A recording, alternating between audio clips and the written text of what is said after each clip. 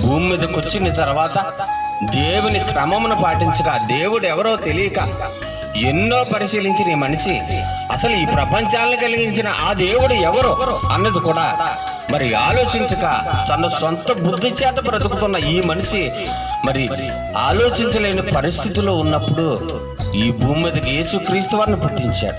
ఆయన పుట్టాడు, మరణించాడు, తిరిగి 3వ దినం లేచాడు. సర్వమాన పాప విమోచనగా శిలువ యజ్ఞం జరిగించి ప్రతి పాపమును తీసి, ఇదిగో మీరు నాకెలా బ్రతికితే, ఇదిగో నేనున్న లోకం పరలోకం, మనకి ఈ లోకమే కాదు, ఈ భూమి మీద 60 సంవత్సరాలు 70 సంవత్సరాలు బ్రతికే కాదు, మనకి మరో బ్రతుకుందని ఆయన చనిపోయి తిరిగి లేచి ఆ లోకానికి వెళ్ళాడు. అందుకనే నేను సత్యమును జీవమును నీకు పరలోకానికి మార్గమునై ఉన్నానన్నాడు. ప్రియులారా, ఆ ఆత్మ అనేది మరి వెతికి మరి రక్షించాడు, కనుగొన్నాడు.